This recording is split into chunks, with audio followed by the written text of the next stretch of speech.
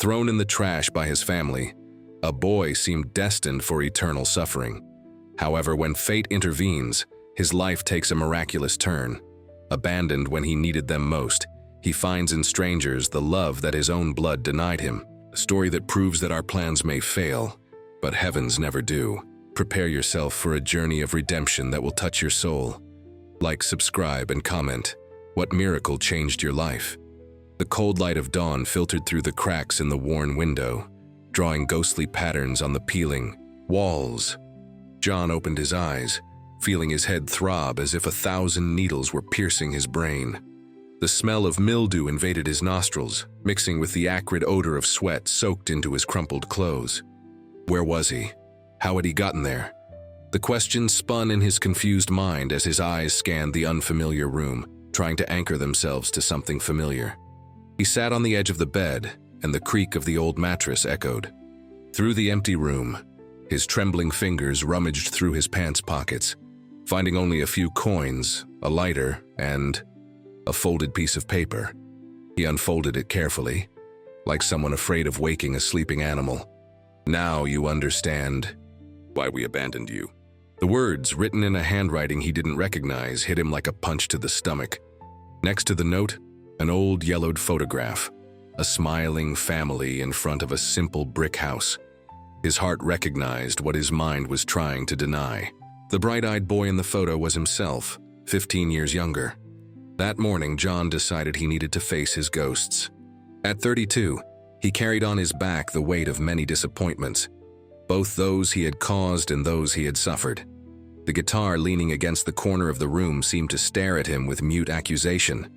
That instrument had witnessed his downfall, note by note, chord by chord, as alcohol gradually silenced the talent that once had been his only certainty. The bus cut through the dusty road, winding between mountains that looked like giants asleep under the Appalachian Mountains. Sky. The open windows let in the scent of the woods and the typical heat of those parts. John stared fixedly at the landscape, as if each curve, each tree, each stone could tell him secrets of a past he himself could not fully decipher. At the bus terminal of the small town of Clearwater Springs, the wait for the connecting bus provided an encounter that would change the course of his story. Sitting on a worn wooden bench, John took his guitar out of its case, more out of habit than intention. His fingers began to pluck a soft melody, which seemed to be born directly from somewhere, deep within his soul. "You have blessed hands, sir." The voice, sweet and wrinkled like a fruit dried in the sun, came from a lady with white hair and eyes as bright as crystal beads. Those hands were not made to be wasted. John looked up, surprised by this unexpected intrusion. The lady smiled, revealing the absence of some teeth, but an almost palpable presence of wisdom. "Mrs. Eleanor, at your service," she introduced herself, extending a hand wrinkled by time and work. "Where are you headed, young man?" "I'm going home," Joe Fortune replied, realizing how strange that statement sounded after so long away. "If I can still call that place home." The conversation flowed like spring water, clear and refreshing. In the end, Joe Fortune had managed not only a ride in Mrs. Eleanor's grandson's pickup truck, but also the offer of a room in the small boarding house she ran at the entrance to town. "For a symbolic price," insisted the lady, "until you find your way again." The arrival was like diving into unknown waters. The streets, once familiar, now seemed to belong to another world, like distorted images in a fogged mirror. Some houses had been painted, others demolished, giving way to more modern constructions. The central square, however, remained almost untouched by time, with its ornate bandstand and the same century-old trees extending their branches like protective arms over the cast-iron benches. The looks he received, however, were anything but welcoming. People turned away from his path, as if he carried some contagious disease. The older ones whispered among themselves, casting sidelong glances at him. In the small corner market, the rejection was even more explicit. "We don't want trouble here," said the owner, a burly man with thick eyebrows. "Your father already gave us enough trouble for a lifetime." "My father? You knew my father?" The question came out before Joe Fortune could contain his surprise. "Know him?" That wretch left a debt bigger than the church steeple before running away like a rat? The man spat the words as if they were poison. And from what I see, the apple doesn't fall far from the tree. Joe Fortune left the market feeling dizzy, not from the hunger that was starting to gnaw, but from the weight of the revelations that were piling up.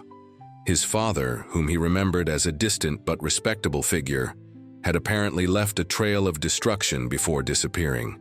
And now he, Joe Fortune, carried the stigma of those acts that he didn't even fully know about.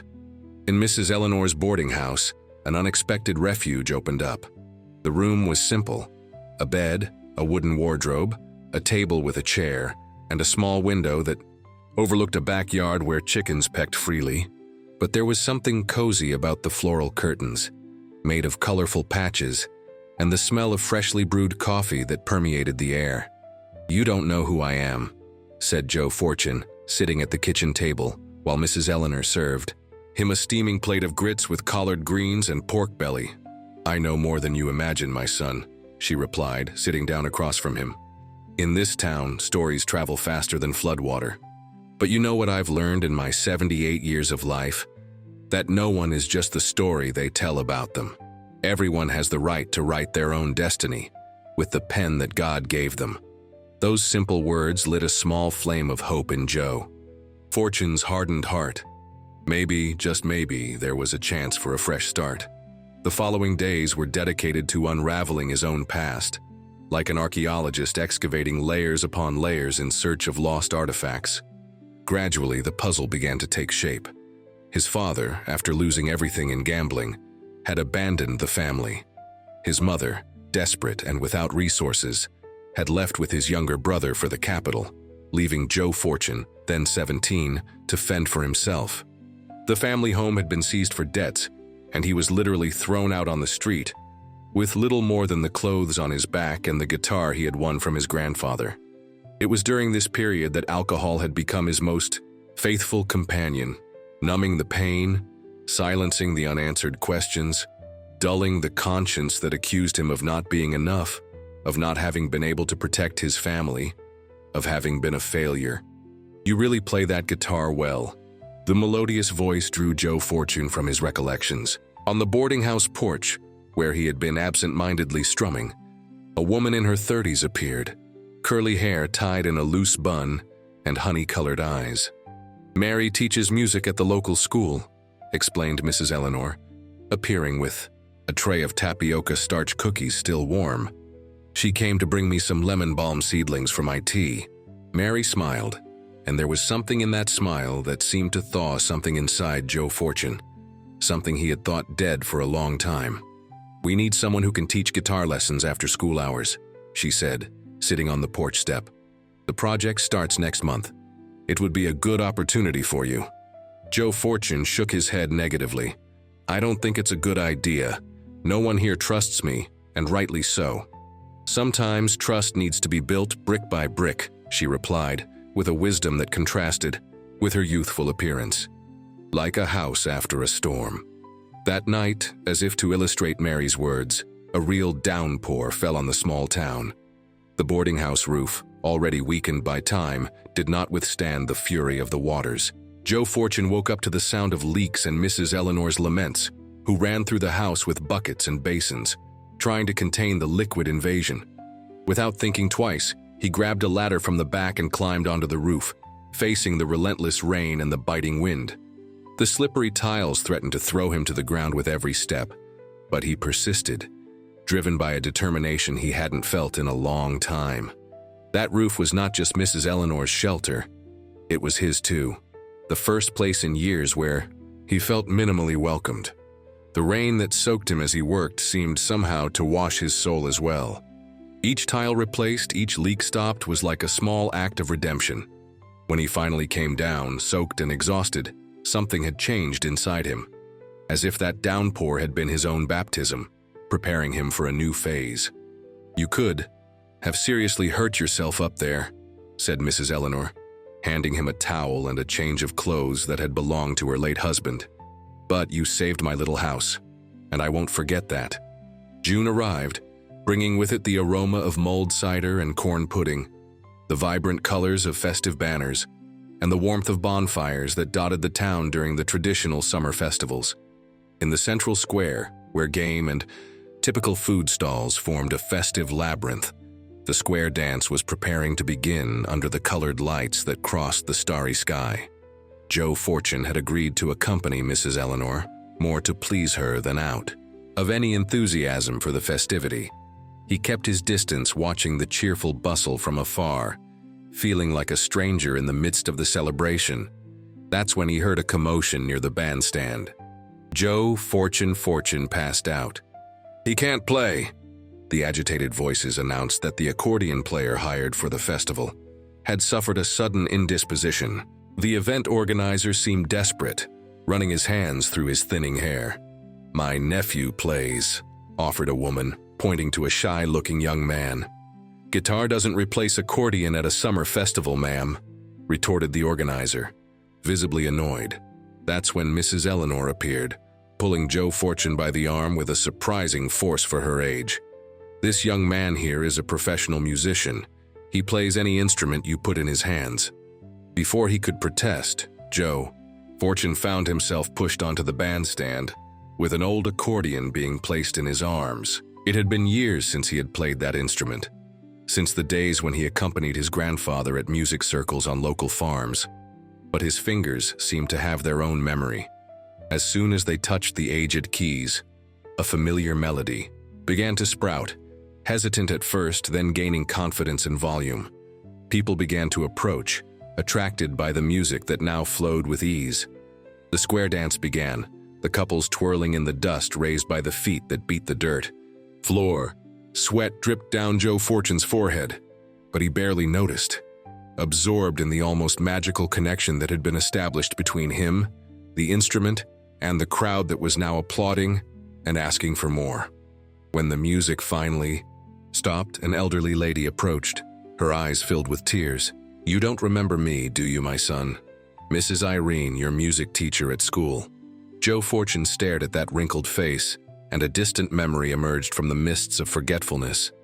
Mrs. Irene, with her wooden ruler and her out-of-tune piano, teaching him the first notes, discovering in him a talent that he himself didn't know he possessed. You taught me to read sheet music," he stammered, feeling a lump in his throat. "You were always my brightest student," she said, placing a trembling hand on his arm. "When I heard you had left, I cried as if I had lost a son, and now hearing you play, it's like no time has passed."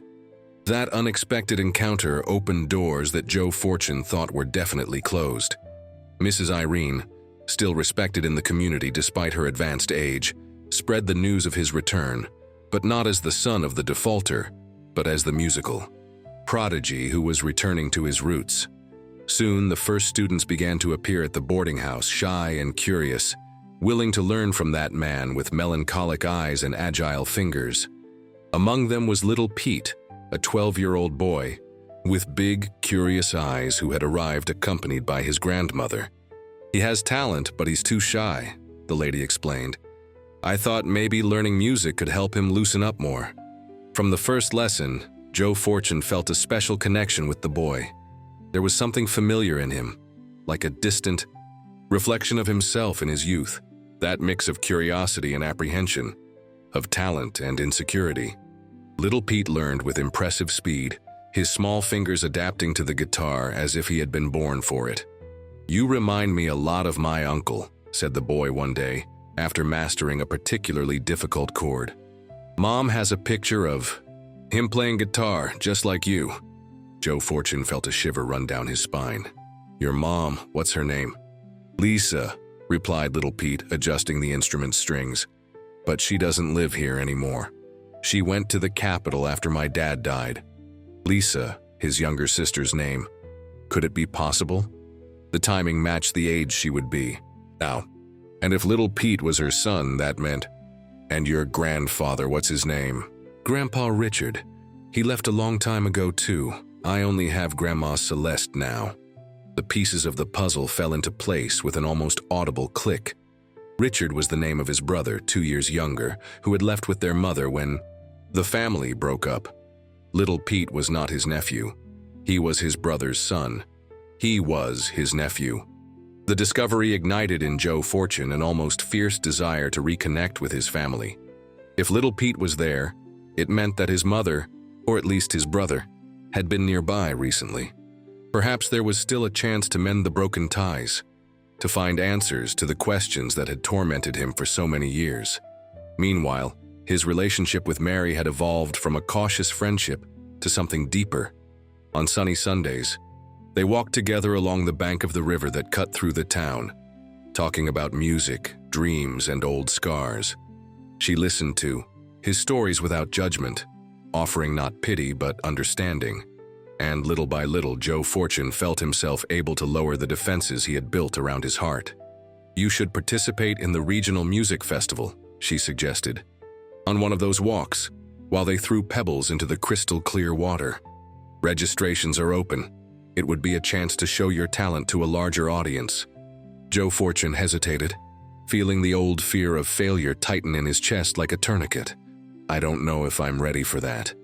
"No one is ever completely ready for anything in life," she replied, intertwining her fingers with his.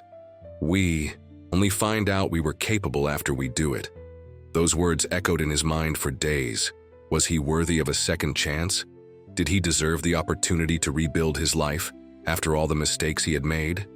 During a particularly frustrating rehearsal, when his fingers, still occasionally trembling from his history of alcohol abuse, repeatedly missed chords he once mastered with ease, anger exploded inside him like a pressure cooker without a valve.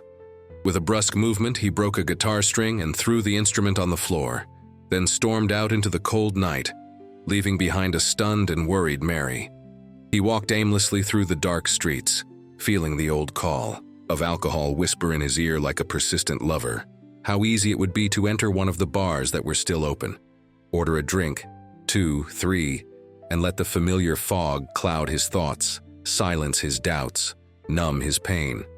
His steps led him, almost unconsciously, to the main church, whose doors remained open even at that late hour. In the solemn silence of the empty temple, Joe Fortune sat on the last pew, feeling the weight of his failures and fears bend his shoulders like a physical burden. "Empty churches sometimes speak louder than full ones," said a voice beside him, startling him. It was Father Anthony, a middle-aged man with gray hair and a serene smile. "Silence allows us to better hear the voice that matters." Joe Fortune was not a religious man, but there was something comforting in the quiet presence of that father who asked no questions, offered no unsolicited advice, just sat there, sharing the silence like someone sharing bread. "I think I broke something I don't know if I can fix," said Joe Fortune finally, more to himself than to the father. "Do you know what the beauty of broken things is?" asked the father, looking at the crucified Christ on the altar. "They remind us that we don't need to be perfect to be valuable. The cracks let the light in." The next morning, Joe Fortune woke up with a clear resolution in his heart. He would no longer run, neither from his past nor from his future. It was time to make peace with both. His first stop was at Mary's house, where he apologized for his behavior the night before. She hugged him tightly, as if fearing he might disappear at any moment. "You don't have to carry everything alone," she whispered in his ear. "Let me help you carry some of the weight." Back at the boarding house, disturbing news awaited him.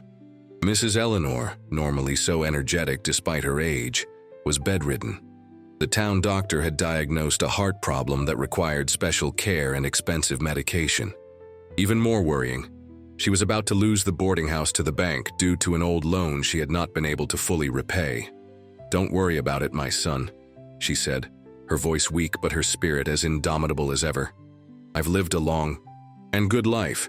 If I have to give up the house, I'll go to my nieces in the neighboring town." But Joe Fortune could not accept that resignation. Not after everything Mrs. Eleanor had done for him, taking him in when no one else wanted him around. An idea began to form in his mind. Audacious, almost reckless, but possible. "We're going to do a benefit show," he announced during dinner, to the surprise of Mary and Father Anthony, who had come to visit the sick woman. In the town square, music, food, prize auction, like in the old community fairs. All the money raised will go to help Mrs. Eleanor. The idea was received with cautious enthusiasm. But who's going to want to participate in something organized by me? Questioned Joe Fortune, giving voice to the doubt that gnawed at him from within. You'd be surprised, replied Father Anthony, with an enigmatic glint in his eye. This town may seem tough sometimes, but it has a bigger heart than it appears. And so it was. In the days that followed, Joe Fortune dedicated himself body and soul to organizing the event. He knocked on doors, facing distrustful looks, curt refusals, but also, to his surprise, unexpected offers of help. The bakery owner offered to provide treats. The carpenter promised to set up an improvised stage. The young people from the school offered to decorate the square. During these visits, Joe Fortune heard many stories about his family, some painful, others surprisingly affectionate. Of his mother especially, they spoke with a respect he did not expect. Mrs. Celeste was quite a woman, the town's old seamstress told him. When your father disappeared, leaving her with 2 small children and a 7-month belly, many turned their backs on her. They said it was her fault, for not knowing how to keep her husband at home. But your mother faced everything. Head held high, she worked as a laundress, cleaner, whatever came up to support you. Do you know where she went? After she left me? The seamstress adjusted her glasses on her aquiline nose. She never left you, my son. It was the circumstances that separated you. After they lost the house, she had to accept a job as a housekeeper at a farmer's house in Goodwind. She couldn't take 3 children. Your brother Richard was too young and Lisa was still nursing. You, at 17, she thought you could manage. It was the hardest decision of her life. That day, revelation hit Joe Fortune like lightning on a clear day. His mother had not abandoned him by choice. She had been forced by circumstances beyond her control. And even more impressively, she lived in Goodwind, less than 30 miles away. The following Sunday, after days of frantic preparations for the benefit event, Joe Fortune borrowed Mrs. Eleanor's rusty bicycle and pedaled to the neighboring town. His heart beat so hard it felt like it wanted to escape his chest. After so many years, what would he say to his mother? How would he be received? The questions multiplied in his mind as sweat dripped down his back under the relentless sun of that July morning. The farmer's house was not hard to find, an imposing building on the outskirts of town, with an extensive orchard and a well-kept garden. Joe Fortune hesitated at the gate, feeling his legs weaken. What if she didn't want to see him? What if she blamed him for all these years of separation? With his heart in his throat, he rang the bell. A woman in her 50s answered, her gray hair tied in a severe bun, her face marked by time but still with features he would recognize anywhere. "Mom!" The word came out like a sigh. The woman's face transformed into a mask of shock, then anger, then an emotion too complex to be named. "Joe Fortune?" Her voice trembled. "What are you doing here after so many years?" The reunion was tense, charged with contradictory emotions. She initially rejected him, blaming him for having abandoned her when she needed him most. The truth, as always, was more complex. Both had been victims of circumstances and misunderstandings. "Why did you never look for me?"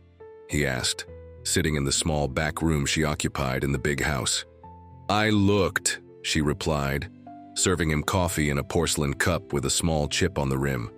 "During the first years, I asked everyone who came from Clearwater Springs about you. They told me you had left, that no one knew your whereabouts. Then life went on with its demands and pains. Richard got seriously ill. Lisa got pregnant very young, and the child's father died in an accident before birth. Every day was a struggle to survive.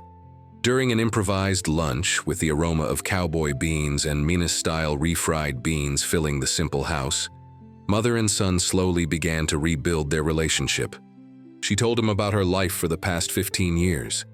He shared his wanderings, omitting only the darkest episodes of his battle against alcohol. "And now, what do you intend to do?" she asked as they washed the dishes side by side.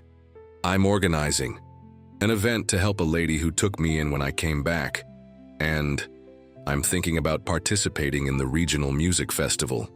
Her eyes sparkled with a mixture of pride and concern. "I always knew music was your destiny. Since you were little, you turned everything into song. The rain on the window, the birds singing, even my pots in the kitchen."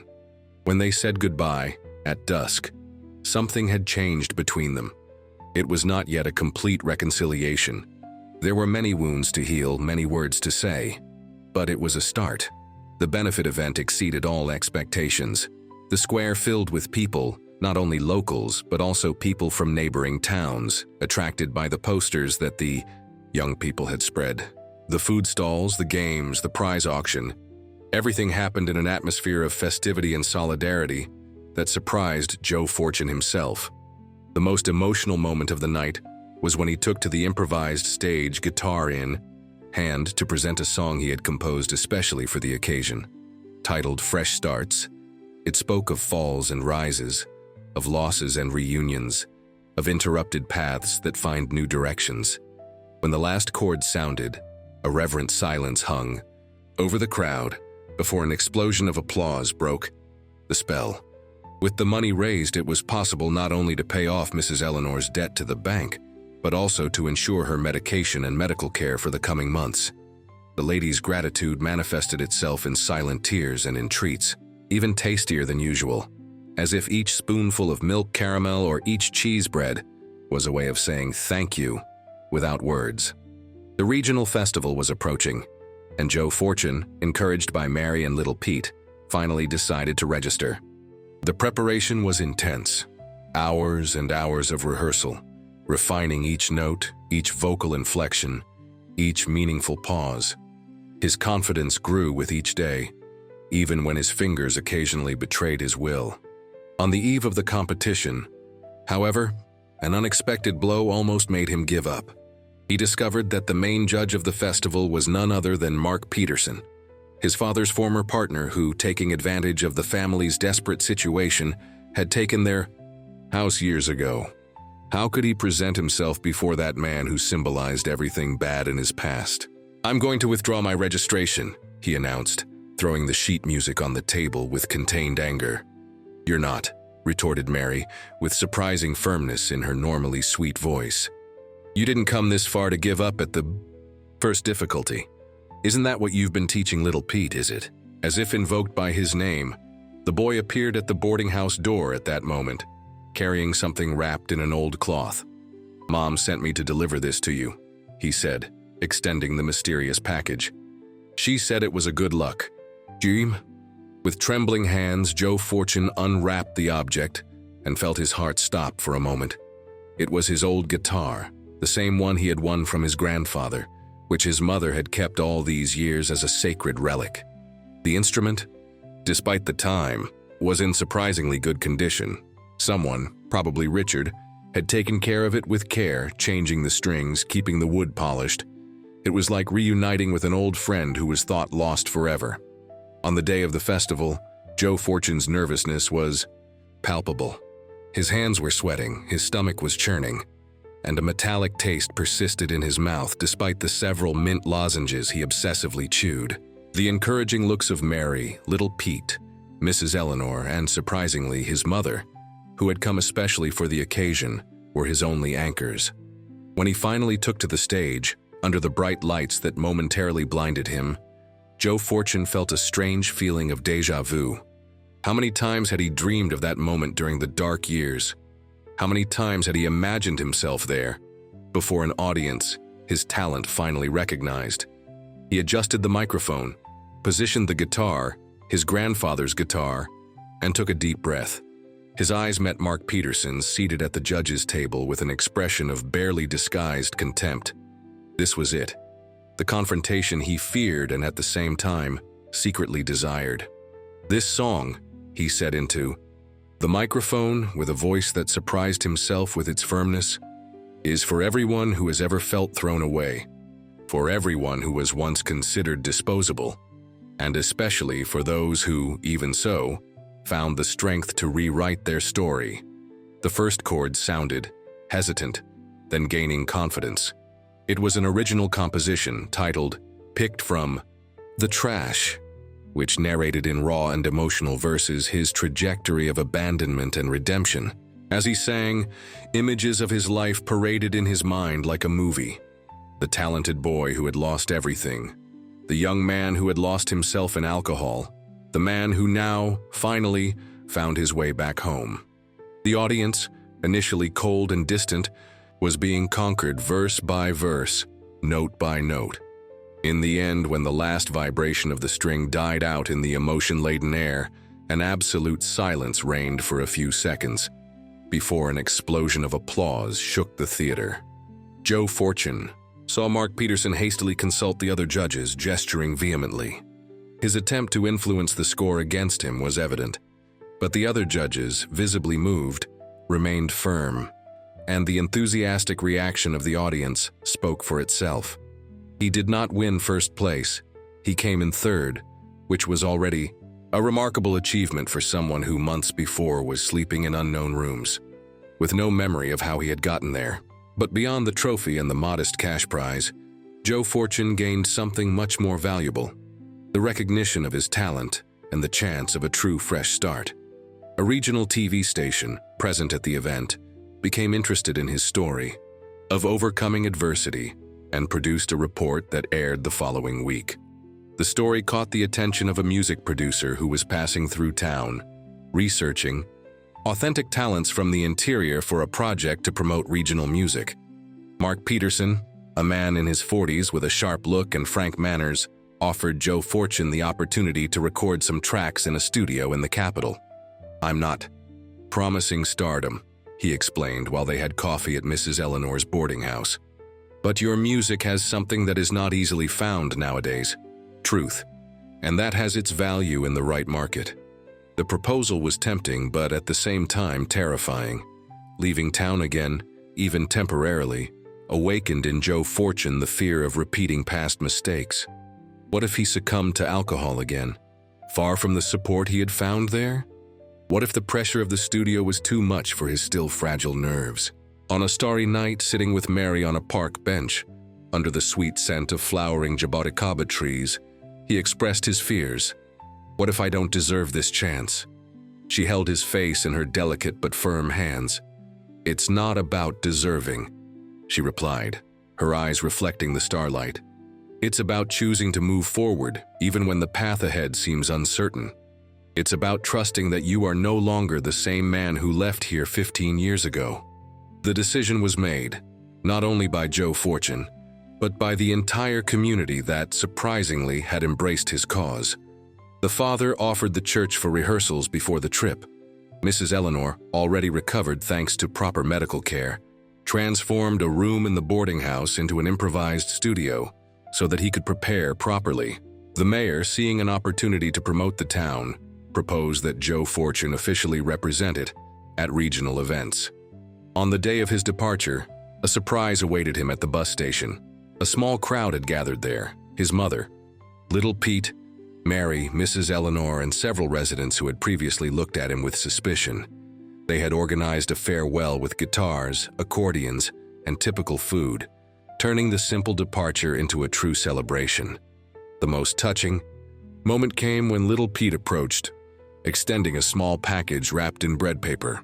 Inside, a charm carved in wood, a miniature guitar with an inscription engraved with a penknife on the back: "For the one who was never thrown away, just waiting to be found again." The trip to the capital was more than a physical journey. It was an inner crossing. During the 6 months that followed, Joe Fortune not only recorded his first EP, but also made definitive peace with his past. He reunited with his brother Richard, now an adult man working as an accountant, visited the grave of his father, who had died years before in miserable conditions, and managed to forgive him, and, most importantly, forgave himself for all the mistakes he had made. When he returned to town, it was not only with a recorded EP, but with plans to establish a community music school that could offer other children and young people the opportunity he had almost lost. And there was another, even more impactful piece of news. During his absence, Mary had discovered she was pregnant. The news, initially received with shock, had turned into the greatest joy of his life. "I won't make the same mistakes as my father," he promised, caressing Mary's still small belly as they planned their simple wedding in the main church. Together, they decided to take permanent root in the town that had once rejected him, but now welcomed him as a prodigal son. Joe Fortune finally understood that the abandonment he had suffered was not his final destiny, but just a detour on the path that would lead him back home. As he himself had composed in his most emblematic song, which now played on regional radio stations and was beginning to gain national projection, "Whoever was thrown in the trash may be the treasure that someone has not yet learned to value. In the right hands, what was discarded becomes a masterpiece. In the hands of time, what hurts today turns into learning tomorrow. And in God's hands, nothing is by chance, not even the falls that teach us to get up." And so in that small town in the Appalachian Mountains, where time seemed to flow more slowly than the river that cut through it, a story of abandonment had turned into a testament to fresh starts. The hands that once trembled with addiction now created melodies of hope. The heart that had been torn apart by rejection now overflowed with gratitude. And the life that had almost been lost in the shadows found, finally, its place in the sun. For everyone who crossed his path and heard his story, Joe Fortune left a certainty. No matter how deep the well we find ourselves in, there is always a rope to pull us back to the surface. Sometimes that rope comes in the outstretched hands of strangers who become family, other times in the form of a rediscovered talent, but always, invariably, through the unwavering faith that, for every end, there is always the possibility of a new beginning. Because in the great book of life, no chapter is definitive until the last page is turned. And even what seems to be the end may be just the beginning of a story much more beautiful than we could imagine.